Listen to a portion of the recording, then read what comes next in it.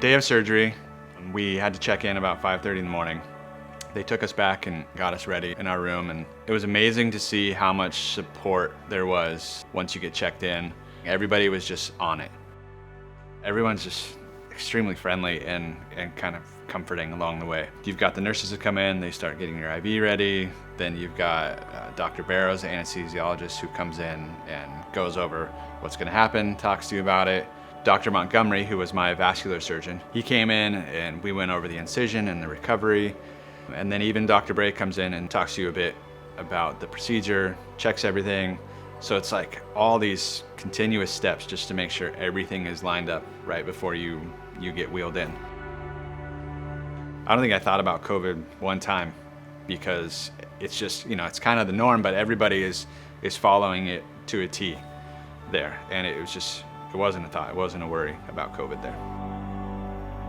Once you get wheeled into the OR, it's kind of, you don't remember a thing. Waking up in the room, my wife was in the room with me, so she was able to kind of help. The pain that I felt, the nerve pain down my right leg, was gone. And I know I'm on anesthesia coming off that a little bit, but it was just a different feeling. An hour and a half after surgery, I was up walking in the hallway. I was there overnight.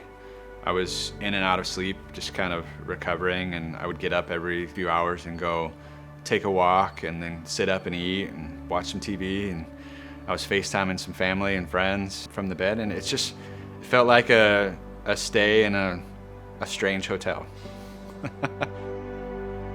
I left like at 5:30 the following morning, and you get wheeled out and you get wheeled to the car. My wife was there to come pick me up.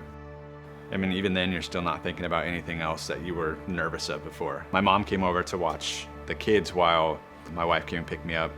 But even my mom said, like, "You're walking in here?" The recovery part was something that I wasn't really sure, since everyone's different, of where I was gonna be, how I was gonna feel. Like learning how to get in and out of bed, since they went in through my stomach. I have like a 3-inch incision, 2-inch incision right below my belly button. So you're trying not to use your core muscles to sit up, so you have to do this like roll over on your arm and push yourself up.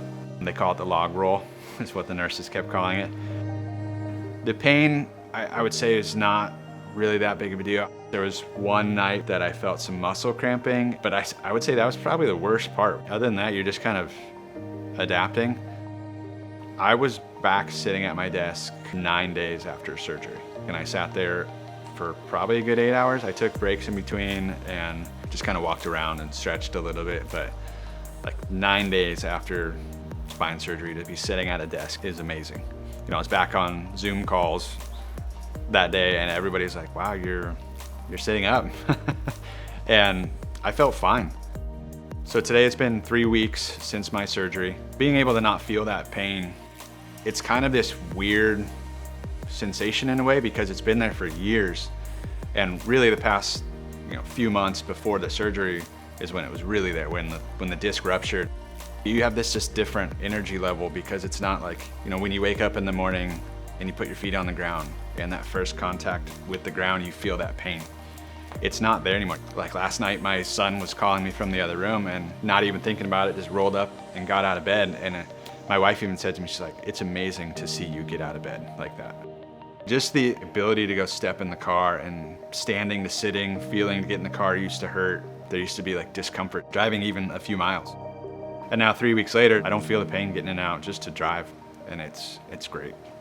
Going back to work 100% and not just being at a desk and actually going out on set, and even if we're filming kids on bikes or cars going around or whatever our clients are asking for, just to be able to bend over and pick up the camera and be on set for sometimes 10, 12, 16 hours. I'm looking forward to just being able to not have to be that guy standing there holding my back, or call a break so I can go sit down or stretch out. It's not just one small thing. I'm looking forward to everything, just life getting back to normal.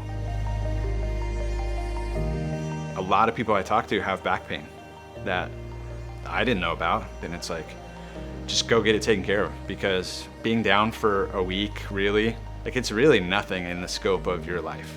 Even if it's minimal pain, there's conservative care stuff that you can go do, and it's something that a lot of people just ignore. There's people that go every day with back pain and they don't do anything about it. And I've talked about disc to, I can't even tell you how many people now since my surgery, that they're like, I need to go. I need to go get it looked at. It's worth the time it takes to go at least have a consultation and know what your options are. Even if you go through with as important of a surgery as I did, an artificial disc replacement, a couple weeks of your life is nothing to be back to normal. It's so worth it to go get it looked at.